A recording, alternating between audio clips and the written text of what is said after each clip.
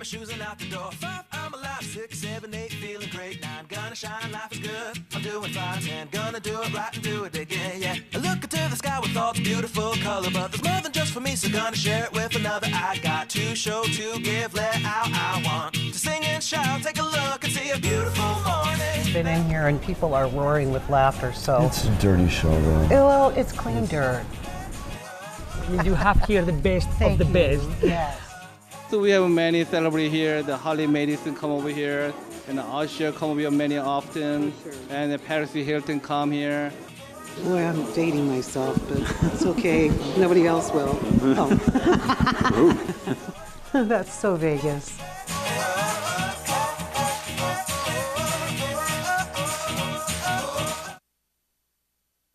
As a mother, you don't want to have to worry about this bill is coming, but then she needs this chemo.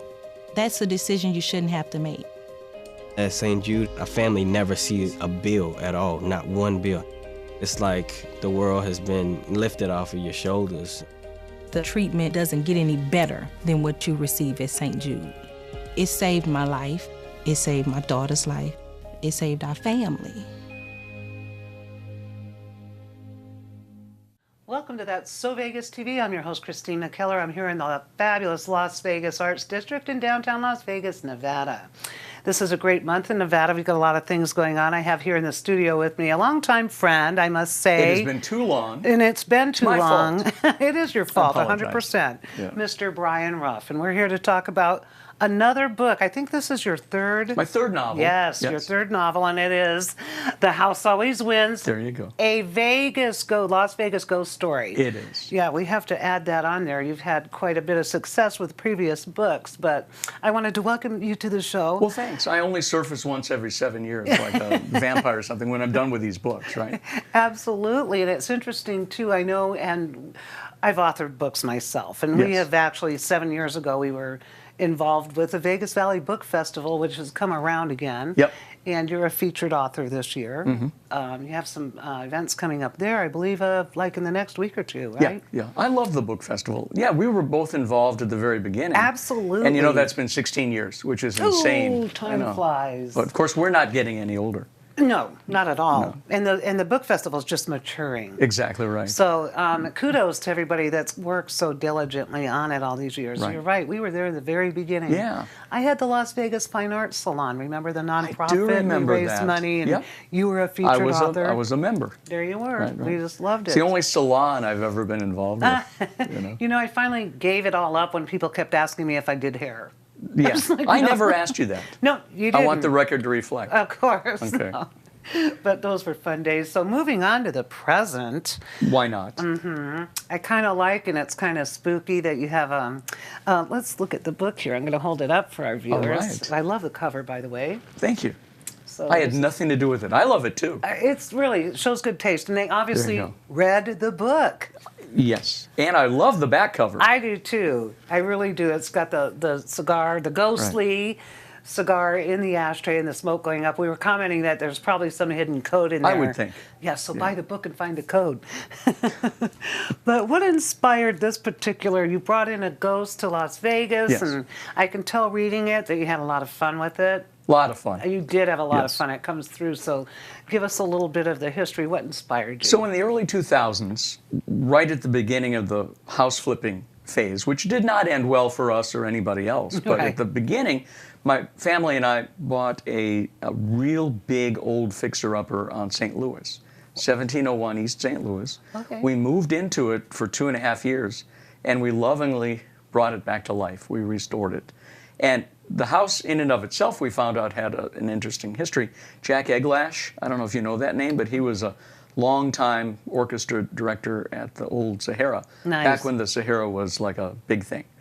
And he had built that house, and it was an entertainer's house. Everybody who was anybody, according to the neighbors, had been in that house. The Rat Pack and Elvis and Rickles and Carson and all of the Vegas royalty. Wow. And so, but when we walked into it, it was completely trashed.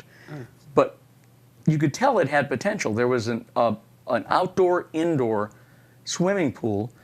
You could go from the backyard under a partition and into the master bedroom. Oh, interesting. The walk-in closet was bigger than my first apartment in Vegas. We didn't have nearly enough clothes to fill it up. I think my wife considered it a challenge that she was going to buy enough clothes to fill that thing. So anyway, as we were bringing it back to life, I felt like there was some kind of a presence there. I never saw anything, but there was, strange changes in temperature and weird noises in the middle of the night, even weirder than the normal kind of noises. Oh, wow. And my wife would say, I thought I told you to turn off the light. And I said, I did turn off the light. Now it's on. It's flickering. So it's an old house. You could make a case for it's an old house. And this is just what happens. But that's not a novel. Right? No. So I thought, well, what if it is a ghost? And how do we bring in some history, some Vegas history? Let's make him a mobster. Let's make him a Jewish mobster. Perfect. Based on Modalitz, based a little bit on Meyer Lansky. And then I did a lot of research at the Mob Museum and learned about that and bought some books, and I'm off and running. But you still have to have our protagonists. So it's a young couple. They get married. It's a whirlwind. She's from out of town. They move here and move into the house. She gets pregnant right away. He's an up-and-coming bass player in a band. Nice. And they're this close to getting, famous. And they move in and come to find out that after they bring this house back, a corrupt casino owner, which is redundant, right, wants that house. In fact, he wants the whole street because he wants to expand his casino. And our young couple and an older individual across the street from them are the only holdouts. So now you've got your We're good talking versus HOA evil. and Even worse. Oh, is there anything worse? Yes. Okay, you're right. Well, you I read did the book. Right. So is. even worse than that. Right. And but they have the old mobster on their side, and he's got a few tricks up his sleeve, and so plus he doesn't know why he's back. It's like as they restored the house. He's the ghostly presence. He's the ghostly presence. And she's preggers. She is preggers, right, on top of it. And then it's a tough pregnancy without giving away too much. Right. So she becomes housebound towards the last couple months. Boy, that's a perfect trope. That worked like a charm. Worked out well, yes, right? I should have called this housebound. Oh, well. The house always wins for us marketing people. Exactly, and housebound's the next one. Yeah, why not? You know. Yeah. So you've really done, like you said, and I know that we do all our research. We're just research fiends, writers and authors, and even when I have someone on my show, I research. Oh, if they only knew what I knew. Right. Just but like I make being it all back pleasant. I make it all good. Like being back in school, right? Yeah. I'm not here to embarrass anybody. I'm here to have a good time. But sometimes your research does dig up some stuff. So did you, while you were researching the older mobsters and everything, did you stumble on anything that kind of surprised you that wasn't generally out? This was probably out there, and I was late to the party. But I was surprised how instrumental Dalitz was in building these iconic locations that Las Vegas did not have prior to his arrival in the early 60s. Right. Boulevard Mall. He came out here from Cleveland. He started a construction company. Legit. And that's one of the cool things I love about Las Vegas is all these reinvention stories. It's a great place to, no matter what your past is, if you can get here, you can be somebody new. And reinvent yourself. I love that. That's a really good hook, and that explains a lot about the nature of this and how we flourished and come from. When I moved here in '80, it was a zero. Was they just building Boulevard Mall? Now that I think about it, they were I think they were rehabbing it at the time, but he was the first mall guy, and also Sunrise Hospital was my understanding. I didn't know that. And God bless him. He became this scion, I hope I pronounced that right, of the community. Mo Dalitz, what do you know? So he wound up winning, like Rotarian of the Year, and he became just a stand-up guy. That's awesome. Yeah. I have to give a quick shout out to my sponsor. We're going to go to break here, but I want to come back with a little bit more about Mo. Sure. The Red Roof Inn is on Paradise across from the Hard Rock. They're pet friendly, close to the Strip and Airport. Don't go away. I'll be right back with author Brian Rouff. See you in a minute.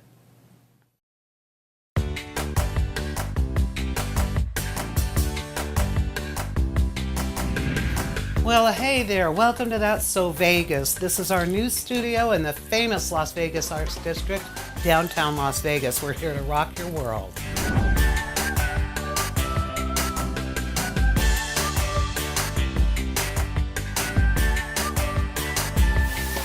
was going to ask you how it felt to be breaking good here at the Bellagio for the National Center. What you did. Your last CD was My Secret Life. I wanted to ask you what your secrets were. Tune in and turn on with us in downtown Las Vegas. This is where the action is, and that's So Vegas.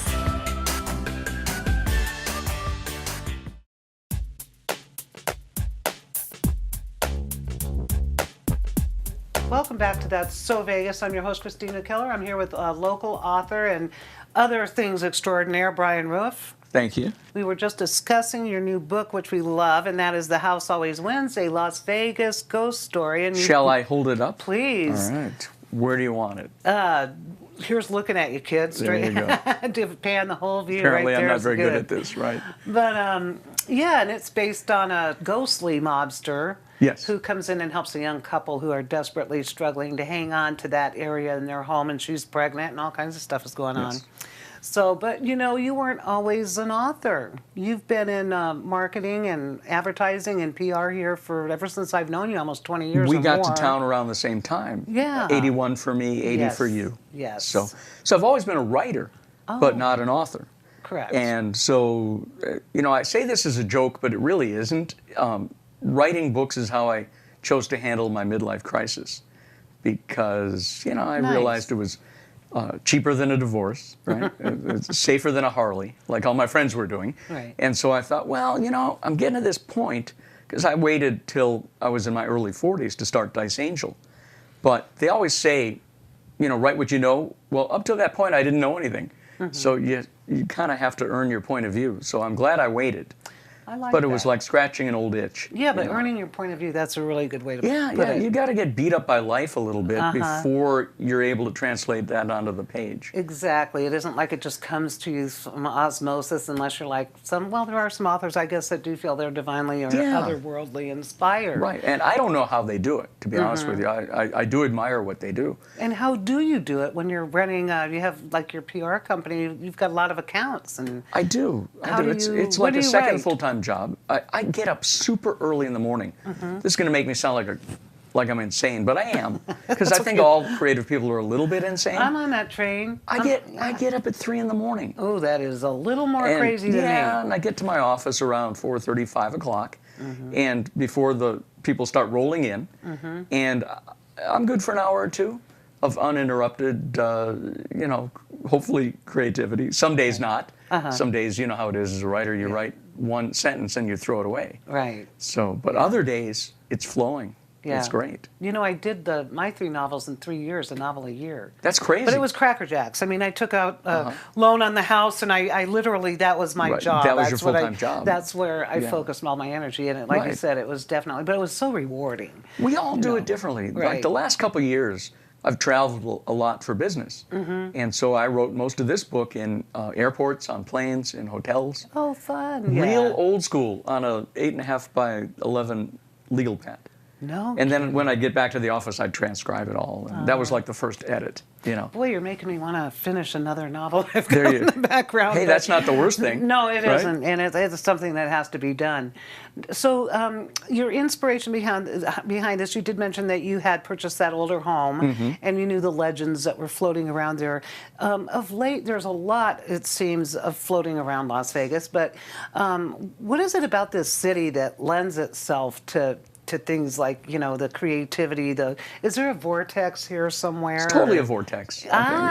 So the character in Dice Angel, Amorous, would tell you the vortex is Luxor, because, you know, pyramids have magical, mystical powers. Right. So it's good as any, right? Yeah, refresh me on Dice Angel. It's been a long time since I've read it, but I remember I really enjoyed it. Amorous and... So Amorous is the Dice Angel. Right. She's this kooky old hippie lady who claims she can bring people luck at craps. And that idea came from a classified ad in the back of, remember City Life? Yeah, I used to write for them. I did too. We all wrote for them at one time. They loved us back then. I loved them. And I did too. I keep waiting for it to come back. But, Matt O'Brien, he was the greatest. He was great. I loved him. So anyway, it was in the back, and I thought, well, that's when you ask about Vegas. I mean, how typical Vegas is this ad that said, I will bring you luck at dice, called Julie. So I called her, and I made an appointment. We went out, shot craps. I lost all my money in 10 minutes.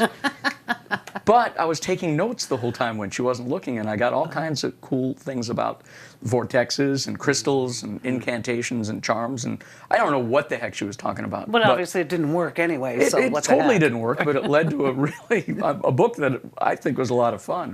Book I'm proud of. It was fun. I really enjoyed it. Yeah. I have an idea for a sequel. It's been bugging me for a little bit. So I think then you better do that. maybe I you better. know. When you That's- write your book, I'll write mine. How's well, that that's sound? the little dice angels that's sitting there on your shoulder. I can just You can see see it that right now. Yeah. Yeah. I'm not looking, no matter what you say. No, but she's I'm not got her. gonna- She's like this up to your ear. All right. And you're going to be writing pretty soon before you know it.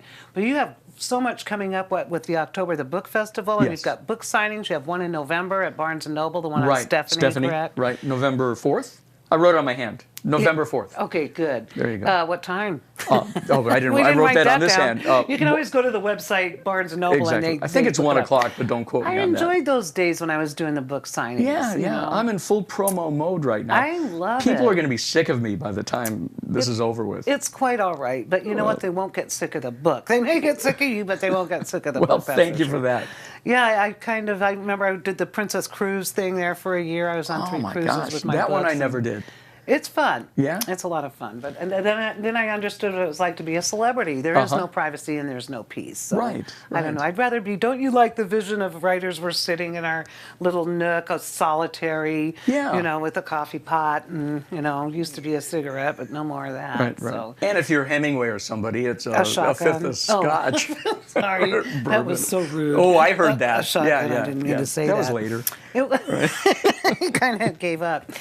So you've really been able to juggle career and passion. Wouldn't you say that the writing is your passion? It's absolutely the passion. But, they're not totally separate because the passion then feeds back into my work. Because, I don't know if you ever read Money Shot. I'm plugging all the books here today. Please do. I have them, and I love them all. So that guy's an ad guy, Right. much like me, right? And We he was model. burnt out at the time, much like me. Yeah. And, but you have to have these outside interests in order to keep that train running. Oh, exactly. The professional train. And so the people who say, well, I'm going to wait till I'm retired or whatever, there's no guarantee. That was the other thing. In my 40s, you're starting to get a little hint of your own mortality. Yeah. Just a little. Just a little, and bit. then You it can gets hear that worse and clock worse. ticking. Right. And so it's like, okay, maybe I shouldn't put this off any longer. Maybe it's time. Yeah, that's definitely what I like that, though, that you did say that, because, yeah. There are no guarantees tomorrow. Look what happened in Las Vegas a couple right. weekends ago. That That's was right. a horrible tragedy. And By the way, yes. as we all are, I'm so proud of this town. I am too. I mean, when you talk about Vegas, most of the time we talk about the love and the hate relationship we have. But mainly it's just love. I mean, It really isn't is. everybody nicer now?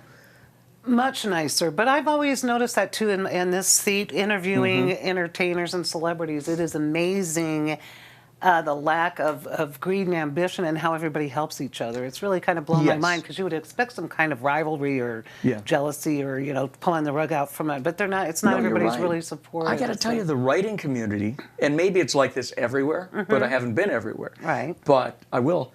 But here in town, they're the nicest, most helpful people. You're absolutely right. The people that are farther up on the ladder than I am have been so supportive. And then I try to pay that forward. I try to, Absolutely. because I'm probably in the middle, on the middle rung right now. So Well, I'm trying to- middle-aged, middle wrong, but Yeah, it's not exactly. over yet. I mean, You're just really, I think you're starting to really, another book idea come out of the gate, but this segment just zipped. We have to go away for a minute. How does that happen? It's just when you have so much fun and we have so much in common and we're on such a great subject. Well, when that this it's is over, just- let's keep talking. I think we shall. All right. Shout out to the Red Roof Inn, pet friendly, close to the Strip and Airport. They're all over the country. They're just good, clean, free breakfast, Wi-Fi, and they love writers, I'm sure. I was going to say, probably a great place to Probably. write. It would be nice and quiet. Don't go away. I'll be right back with Brian Rouff. See you in just a minute. It's pretty amazing when you consider that 7 years ago, we didn't have the treatments we have now. We cure 80% of children with cancer. If you think about that, I mean, go back 50 years, we were curing 20 to 30%. This is the miracle story of modern medicine. We understand what makes this cancer tick. And of course, without donors from around the world, this just couldn't happen. There's one thing we're focused on here at St. Jude, and that's beating this thing.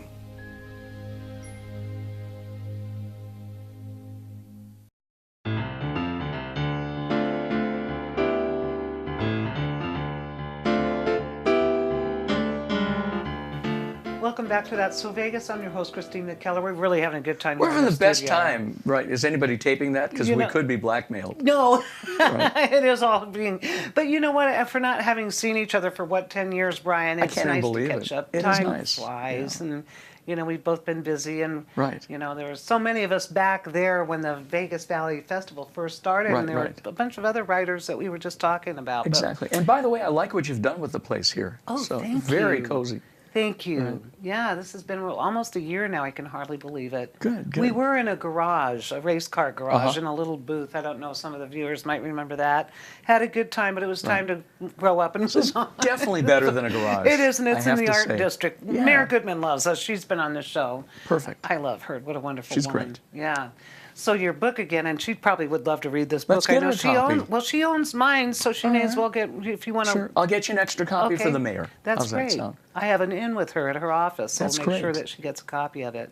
She'll do anything to devote, for the city and to help Yeah. promote downtown especially. And to support Us. the starving writing community. Yes. Right, which would be you and me. Yes, it is. Right. Boy, we love doing it too. I miss do. writing. I've been doing less of it the more I do of this. It's a because labor of of the time. love. Right? Pardon? I said it's a labor of love. It is a labor of love. Yeah. I love those days. I always tell people there's 1,000 easier ways to make money. Seriously. Yeah. But, we got books. We do have Look at books, that. and I can even remember in the second book in the sailing series, I had to do something. You know how the characters will take off and do something, and you're screaming, "No, don't!" But best they part. have to. It is, but it reduced me to tears. And my sister called and she, "Why are you crying?" And I told her. I said, Mm-hmm. "Well, I had to." She goes, "Well, you didn't have to do that. You're writing the book." And I went, "No, you don't get it. No, the characters did it. They're writing the book, yeah. They have to. They take over." So speaking of which, in your books, and you've had an interesting progression, like starting with Dice Angel and Money Shot, and they're all Vegas oriented, and there's always some bit of luck or some element of tuition or something Yeah, in I'm there. fascinated by luck, which means I'm in the right city, huh? Yes, I hope so. Luck, karma, what's going Right. on behind the scenes that we Right. don't understand. That's what I'm trying to do in these things. And with the myriad of characters, which Yeah. we all have, we develop our characters and become quite fond of them or quite angry with them. Which one of the books and who do you resonate the most to? Which character is more like you? Well, the real you. Well, Nick, who's our protagonist in Money Shot, who's a burnt-out ad guy. Yeah. I mean, that's not much of a stretch. That was me, especially at the time. Early 40s. He's kind of hit the wall in his career, but then he gets this opportunity to shoot a ball for $1 million during halftime of the NCAA finals. And so it's the backstory, and then what happens? Is he going to make it? Is he not going to make it? Is something else going to happen? And so it sounds like a very simple premise, but that was the book. Right. And so I'm the closest to Nick. Oh, no doubt. Interesting. So that was compelling Yeah, for you. Is there a character that you're not that you wish you could be, and be it male or female? Is there one that is drawn to you? So I love Boozer, Josh Boozer I in do the too. new book. Thank Yes, you. I was very and he's fond a of him. minor character that, just like you said, decided to become more of a prominent character. He's the best friend. Grew up with with Aaron, who's the guy in the band. Right. And I like him because he's kind of living by his wits. He's homeless, but you wouldn't know it. And he knows all the ins and outs. And it's like he read that old book, what was it, Abby Hoffman, when he was writing about, Steal This Book. And he was writing about how you can live anywhere for free if you do these kind of things. Well, he's that guy in Vegas. Right. And he's got no responsibilities. He creates his own opportunities. Right. And he's just a hoot. But he has integrity. Yes, he does. He does. I picked up on that. I mean, he may Yeah. sound and look like, to all extents and purposes, on the outside, but he's really probably one of the guys you want to have in your corner. Well, I mean, they say early on that he would take a bullet for you. Yep. And without giving away too much, Yes. it was a true statement. Yes. There, I just gave away the whole thing. I No, you can't. didn't. Stop me before I Oh no! reveal again. Once I tell you, it's another. I just love it. It's another one of those books that once you open it, you really don't want to put it down.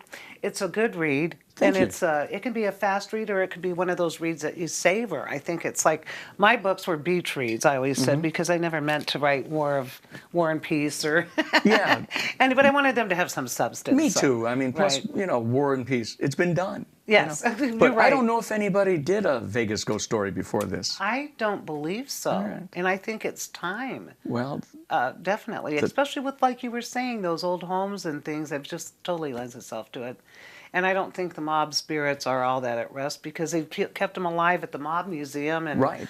all over the place. Exactly. Yeah. So again, before we go, and again, the time flies, and this is a shorter segment, tell us about some upcoming events and what well, you... depending on when this airs, so probably the Barnes & Noble book signing, which is November 4th, Right. is probably going to be happening after this airs. But this weekend, just in Right. case. Right. I mean, I've got a Mob Museum thing coming up on Friday from 11 to 1. And then I'm on a panel at the book festival. And I'm looking forward to it so much because I've got, just like you, all these writer friends from all over the country. A lot of them used to live here and they moved. Right. But they always move back too. But, Interesting. you know, Vegas has that gravitational pull. does. But I'm going to see them at the book festival. So I'm spending the whole darn day. And that's downtown this year, It's at the correct? 5th Street School. It's Fifth been Street there for a School. few years. Yeah, I've had them And- on my show too. I mean, interesting to right. talk to some. And Vegas trivia question. Mm-hmm. What street is the 5th Street School actually on? Third or fourth. Yeah, it's 4th. Fourth, that's Yeah. I thought so. I knew it wasn't going to be on fifth. Trick question, I won. Right, What do I exactly. get? You get a copy I of this get a book. signed copy of the book. Exactly. On that note, unfortunately, we have to go. I'm looking forward to seeing you. Maybe I could, if I can possibly get away. I've got some things, kind of bookends going on this weekend, but I'd love to come on down and check out the panels. That We'll would have be to great. talk about that. On Love the to see you break. there. Oh, I can't imagine who I might run into again that I haven't That's seen in right. so long. So And I'm going to write another book fast so I can be back on your show. excellent. How's Well, that we're sound? not going away, so don't feel Me too neither rushed. with any luck. Is this wood? It is. We better be wood. good. Yeah. Right. It sounded like metal. I'm screwed. I don't know. We're going to have to look. It is wood. It's really hard wood, Okay. though, which makes it better. Good. Thank you again. Thank you. Just a pleasure. And thank you for the book. And I do highly recommend it, and I will write a review, and you can all see it on Amazon. Till next week when we have Tape Face on the show, Untaped, Unmasked. I'm Christine McKellar, and tune in next week. I'm Christine McKellar, your host of That's So Vegas TV. We want to thank viewers who've been with us this year since our move from WCOBM to the fabulous Las Vegas Arts District. I have a special guest here today. Here to my right is Teddy. Teddy is barely there and barely dressed, but Teddy's been a part of my family for about 10 years. Teddy's non-gender, always has been, and likes to wear a variety of clothing and apparel. Lately, Teddy has been showing up here in the studio while we have guests on the set. Teddy's really good at hiding and finding little spots. He thinks, Teddy thinks I can't find Teddy. But we want you to find Teddy. And we're offering we're going to have fun with a little promotion. Viewers who subscribe to our That's So Vegas YouTube channel, and each episode, if you watch closely, you will find Teddy somewhere in the studio, maybe in different apparel, watching over our guests and taking part in all the proceedings. So subscribe to That's So Vegas TV, and at the bottom bar there, as you're watching this show, you can hit the pause button. It will tell you exactly the minute and the second that you first saw Teddy. Then we'll enter your name in a raffle, and there'll be a special prize announced at the end of that promotional period. Again, we've just been really wanting to introduce Teddy to everybody. Teddy's just been having a good time, hanging out. So be sure to subscribe to That's So Vegas on our YouTube channel and be part of the Bear That's Barely There promotion. We look forward to sharing more special stories about Teddy in the future. Thanks again, and be sure to subscribe to That's So Vegas TV. I'm Christine McKellar, and That's So Vegas. 1, 2, 3, 4, get my shoes and out the door. 5, I'm alive. 6, 7, 8, feeling great. 9, gonna shine, life is good. I'm doing fine. 10, gonna do it right and do it again, yeah.